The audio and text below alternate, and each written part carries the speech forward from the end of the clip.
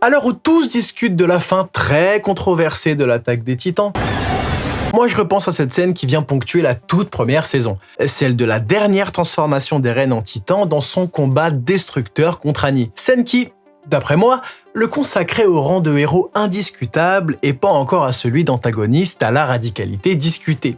Cette scène, c'est celle de la prise de conscience de notre petit enragé. Eh ouais, peut-être que tu l'as vu, mais tu l'as pas regardé. Allez Liv, balance-nous le générique qu'on regarde ça de plus près.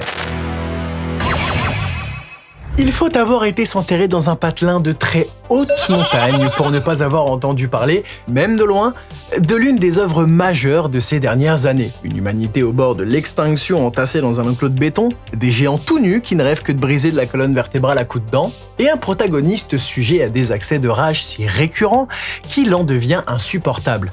Tu as là les quelques ingrédients du pitch de départ qui font le charme de cette œuvre aux ramifications planétaires. Si ce synopsis aguicheur m'avait séduit au premier abord, le final de la première saison avait fini de me mettre une balayette laser. Ça y est, nous avons fini par mettre un nom sur ce titan féminin si meurtrier qu'il en est arrivé à décimer une grande partie du bataillon d'exploration du commandant Erwin Smith. Annie Leonhardt, discrète, taciturne, imblairable.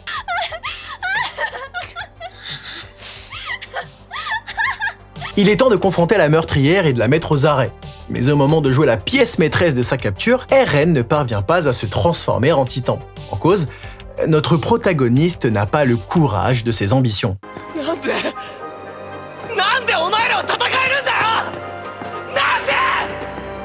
Massacrer les titans, répétait-il comme une litanie tout au long de cette saison. Loser. Mais c'est lorsque tout semble perdu qu'Armin, meilleur ami d'Eren et personnage décisif de l'animé, remet du fuel dans la machine. Eren,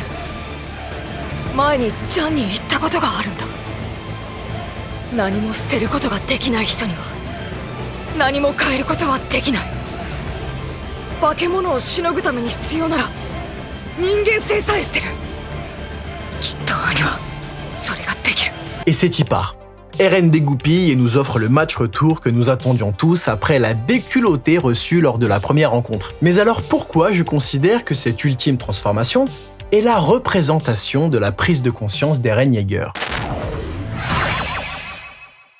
La force d'Eren est également sa plus grande faiblesse, la volonté inébranlable d'éradiquer les titans après avoir vu sa mère se faire dévorer par l'un d'entre eux.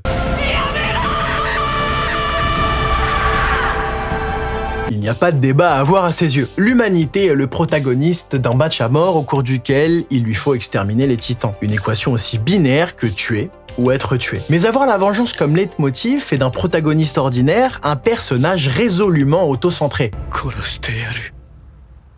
Au point d'en faire une caricature que le spectateur est en horreur. Et être détesté est un bien funeste destin pour un personnage principal. Alors qu'est-ce qu'une intrigue peut-elle bien offrir de mieux à un personnage qui ne voit sa propre histoire qu'en noir et blanc? De la nuance. Débarque alors le titan féminin, agile, impitoyable, combative.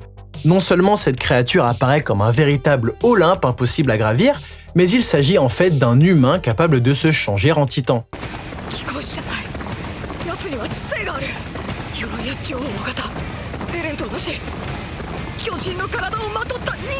C'est un véritable game changer, aussi bien pour Eren que pour le public. En cela, l'intrigue fait preuve d'un génie remarquable, car il ne s'agit plus d'une simple équation manichéenne de l'homme face au monstre, mais de l'homme face à l'homme capable de se comporter en monstre. La menace à éradiquer ne se trouve plus uniquement à l'extérieur des murs, mais bel et bien dans leur enceinte. Un bug qui vient littéralement péter les fonctions les plus rudimentaires du logiciel d'Eren. C'est ce bug qu'Armin tente de corriger chez son meilleur ami. Le monde est plus complexe que la représentation que tu t'en es faite. À ce stade, tu ne peux plus te permettre de réfléchir en humain face à un humain qui a abandonné son humanité. Après tout, une bonne prise de conscience chez un personnage principal, c'est aussi de faire la différence entre ce qu'il veut, éradiquer les monstres, et ce qu'il lui faut, devenir le monstre, afin d'agir en conséquence lorsque la situation l'exige. Qu'Eren ne parvienne pas à se transformer est synonyme de l'effort surhumain qu'un personnage doit réaliser pour bouleverser ses habitudes et dépasser ses propres faiblesses. Pour avoir ce qu'on n'a jamais eu, il faut être prêt à faire ce qu'on n'a jamais fait.